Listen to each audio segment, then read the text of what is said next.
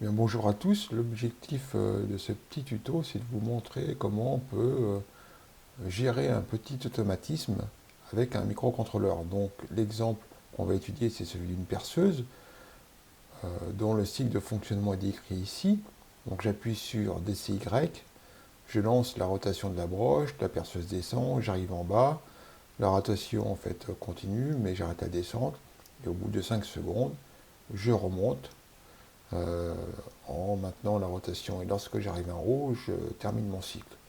Donc concrètement, on va gérer ça grâce à un microcontrôleur. Et puis, on va aussi utiliser un afficheur LCD. Donc lorsque j'appuie sur des cycles, ici RB3, je lance la descente plus la rotation. J'ai un voyant de cycle qui clignote. Lorsque j'arrive en bas, je m'arrête, j'attends un certain temps. Et puis ensuite, je remonte. Et lorsque j'arrive en haut, voilà, j'affiche perceuse et j'attends un nouveau cycle. Le fonctionnement est décrit ici. Donc pour ça, on va utiliser en fait le port D en sortie, le port B en entrée. Et puis après, je vous montrerai aussi comment utiliser l'afficheur LCD. Donc le projet concerne un PIC 18F4550 avec une fréquence de 8 MHz. J'ai créé sous micro C mon projet, j'ai récupéré déjà un petit squelette de programme, et l'idée maintenant c'est de programmer tout ça. Bon, donc j'ai défini ici des constantes grâce à des define. En fait, concrètement, c'est-à-dire que rotation est associée à port D.RD0, montée à port D.RD1, ainsi de suite. Alors l'intérêt d'utiliser des define, c'est que ça permet d'avoir une plus grande souplesse si on veut par la suite modifier le programme. Par exemple, on va verser montée descente. Ici, je peux mettre RD2, ici, je peux mettre RD1. Je recompile et c'est fait. Donc ça donne une certaine souplesse. Et puis, ça permet de rendre aussi le programme plus lisible. Bon. Ceci étant dit, on va commencer par configurer les entrées-sorties du microcontrôleur. Et donc, dans le cas présent, on ne va pas utiliser d'entrée analogique, donc on va commencer par spécifier qu'on n'utilise aucune entrée analogique. Voilà. Hop. Et ensuite, on va mettre trisD égale. C'est trisB égale. Donc trisB, on a dit, c'était. Alors là, on va tout configurer en entrée pour l'instant. Donc c'est 0.ff, point virgule. Et puis le trisD en sortie. TrisD égale 0.00. Et puis on va en profiter pour mettre le port D à 0. Égale 0.00.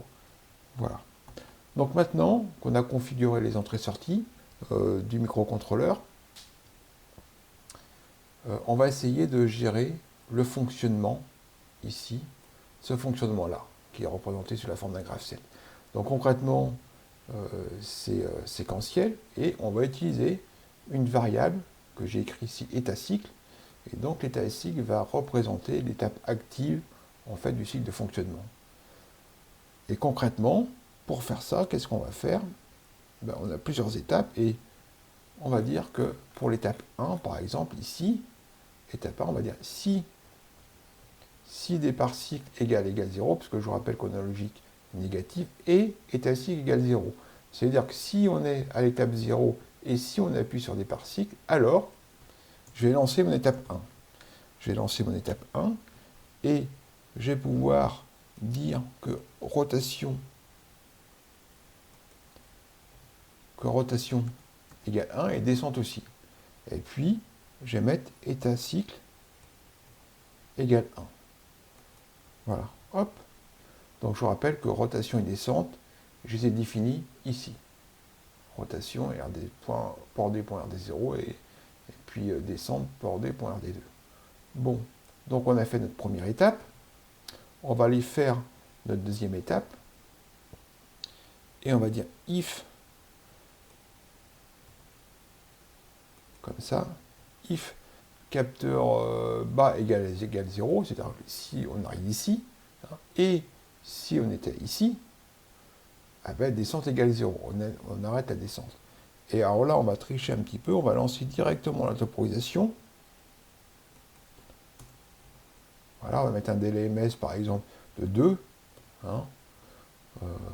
Alors là, je crois que c'était 5, donc on peut mettre 5 éventuellement, voilà, 5000. Et puis ensuite, on va mettre montée égale 1. Voilà, donc concrètement, on fusionne ça en 2 étapes, à peu près. Et puis ensuite, on va dire état cycle égale 2. Voilà. Je referme mon étape ici. Voilà. Et dernière étape, donc on est ici, cette fois-là, on est arrivé là. Donc concrètement, dernière étape, on va dire si capteur haut est activé et si on a l'étape 2, ben, qu'est-ce qu'on va faire? On va arrêter la rotation, on va arrêter la montée. Voilà. Et puis on va mettre cette fois état cycle égale 0. Voilà, hop, on finit comme ça. Et je compile. Voilà, ça marche. Et normalement, si je vais récupérer mon programme ici, cette fois, il n'y aura pas des fichiers LCD, donc je fais load. Je vais récupérer mon programme que j'ai mis dans ici TP1, hop, voilà, TP1 perceuse, ouvrir. Et donc concrètement, RB, alors attendez, voilà, hop, on va le relancer après, RB5. Donc concrètement, j'appuie sur RB3, descente, rotation, j'appuie sur RB4, capteur bas, donc j'attends 5 secondes, 1, 2, 3, 4, 5, voilà, il remonte, et là, RB5, ça s'arrête. Donc ça fonctionne. Deuxième point, ce que j'aimerais faire maintenant, c'est gérer le clignotement d'un voyant. Donc en même temps que on va exécuter le cycle de fonctionnement normal. Donc pour ça, on va utiliser les interruptions du timer. Donc je vous renvoie à ce qu'on avait fait précédemment sur le timer. Hein, et concrètement, vous savez que ce qu'on veut faire, par exemple ici, c'est allumer le net pendant 250 millisecondes et puis l'éteindre pendant 250 millisecondes. Bon. Ce qui fera une fréquence de clignotement de 2 Hz. Donc je rappelle que pour ça, l'objectif c'est de calculer le Tmer0 init qui va nous permettre de respecter en fait le delta T désiré. Donc on a cette formule là. Hein. Donc concrètement, ici ma formule, et si je considère qu'on a un prédiviseur de 16, hein, c'est 65 536 moins 8 10 puissance 6, parce que c'est 8 mégas. Delta T, c'est 0,25 divisé par 4 fois 16. Bon, on obtient 34 286. En exact, ça fait 85 E. Donc ça veut dire quoi? Ça veut dire que là, TMR0H sera égal à 0,85, donc 85, ce que je viens de calculer précédemment. Voilà. TMR0E, TMR 0L, c'est égal à 0xE. Voilà. Là, c'est un 0. Et je vous rappelle que il faut quand même configurer les interruptions. Ça va être 0x à 0. Voilà. Et puis, mon registre qui permet de configurer mon timer. Et cette fois, j'utilise un prédiviseur de 16. Donc ici, je vais avoir 0, 1, 1. Donc concrètement, ça fera T comme ça, 0 égale 0x83. Voilà. Et ensuite, il faut que je programme ici mon programme d'interruption. Donc le programme d'interruption, c'est-à-dire que concrètement, si mon voyant est éteint, ben, je l'allume. S'il est allumé, je l'éteins. Donc je vais faire un if then basique, donc if else plutôt, if voyant cycle égale 1, alors j'éteins, sinon j'allume. Et puis il ne faut pas oublier de recharger les valeurs dans tmr0h et tmr0l. Voilà. Comme ça. Donc je compile. Voilà. Et normalement, je vais récupérer ça. Voilà. Ouvrir. Et là, vous voyez, mon voyant, en fait, clignote tout le temps. Donc, c'est un peu problématique. Alors, ce que je vais faire, c'est je vais utiliser le bit on-off du timer pour pouvoir l'enclencher et puis l'arrêter. Donc, je vais mettre CTRL-C, comme ça. Voilà. Ici, ça veut dire que, voilà. Donc, je vais le mettre à 1. 83. Et ici, je vais pas mettre 83, je vais mettre 0,3. Voilà. Et puis, à la fin de mon programme, je vais l'arrêter. Et ça me permet de contrôler le clignotement de mon voyant.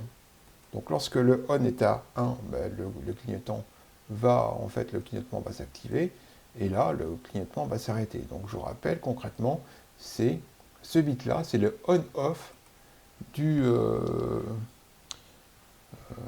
timer. Et à la fin, il faut quand même en profiter pour remettre toutes les sorties à 0, égale 0, 3, 0, 0. Voilà. Je vais compiler ça. Je vais maintenant le relancer. Voilà, hop. Alors je vais faire un load, plutôt load. Ouvrir.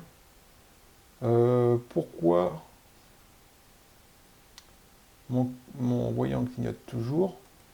Je dois avoir une petite erreur ici. J'ai mis ici 0,3. Ici, voilà, on-off. Je compile ça.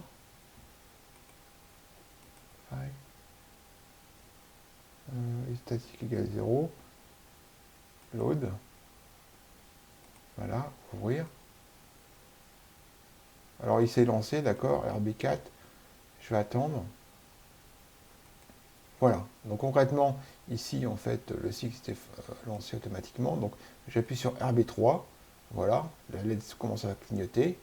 J'appuie sur RB4. J'attends la montée. Hop. Montée, mon clignotant clignote toujours. Et là, quand j'arrive en haut, hop, je m'arrête. Alors maintenant, ce qu'on va faire, c'est on va rajouter un afficheur LCD. Alors on ne va pas utiliser l'afficheur LCD ici, mais on va en ajouter un. Donc pour ça, on va utiliser ici un module complémentaire. Donc voilà. Et puis, on va rajouter un afficheur LCD. Alors pourquoi? Parce que concrètement, on va utiliser un câblage particulier avec 4 bits de données. Donc je vais faire ici add LCD, comme ça. Voilà, je mets ici, move. Et puis je vais utiliser une configuration particulière où on a 2 bits de contrôle. Ce bit de contrôle sera sur RB0. Voilà. Donc le RS. Après, le N sera sur RB1. Et puis, on va utiliser simplement que 4 bits pour les données. Donc, RD4, ici. Ici, RD5. Voilà. Ici, RD6. Et ensuite, RD7. RD7. Voilà. Donc, on va utiliser cette configuration ici. Voilà, comme ça. Et pour ça, on va aussi utiliser la librairie de micro-C. Alors, la librairie de micro-C, on fait help. On va taper dans index LCD. LCD, voilà. Et ici, vous avez des exemples. Et c'est une configuration particulière qui est représentée par un petit schéma ici. Et concrètement, on va utiliser cette librairie-là. on va récupérer ici dans l'aide la configuration et on va l'adapter en fait à notre exemple. Donc je vais mettre ça ici. Et dans notre cas, ici pour RS, on va utiliser, donc c'est B0, B0. Là, on va utiliser RB1. Et puis là, on va utiliser RD, RD4. Ici, RD5. Ici, RD6. Ici, RD7. Et là, on fait la même chose. C'est B0. Ici, c'est B1. Et là, c'est D4. D5. D6 et D7.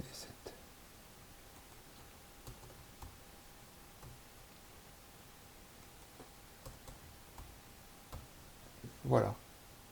Je compile ça, ça marche.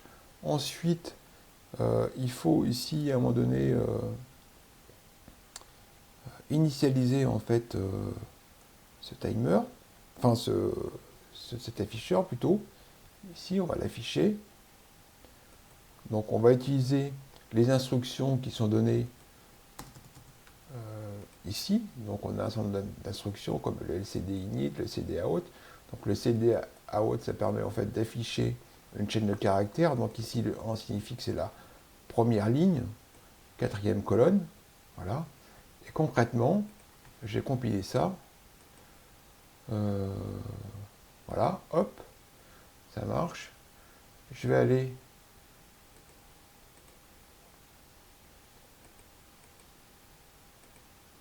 ouvrir, hop là. Et donc cette fois-là, on a affiché perceuse. Donc l'idée maintenant, c'est aussi d'afficher des instructions pour chaque étape.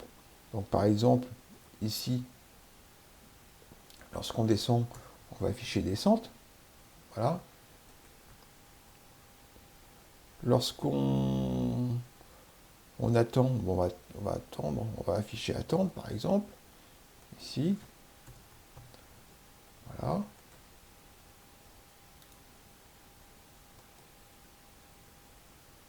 Et puis, ici monter. Voilà. Et ensuite, on va, dernière étape, afficher le message initial. Donc, j'ai recompilé tout ça. Voilà. Je vais faire ici load. Donc, ce qui se passe, c'est que maintenant, si j'appuie sur RB3 départ cycle, je vais lancer le fonctionnement. Donc voilà, descente, rotation, mon voyant cycle clignote, j'affiche descente. Lorsque j'arrive en bas, j'attends pendant 5 secondes, mon voyant clignote toujours. Au bout de 5 secondes, je remonte, ce qui est affiché ici, et puis j'appuie sur AB5, c'est capteur haut, j'arrête mon cycle, et je peux ensuite le relancer, et ainsi de suite. Donc voilà, donc cette vidéo est maintenant terminée, et donc je vous laisse le soin de refaire ce petit programme. Donc à bientôt.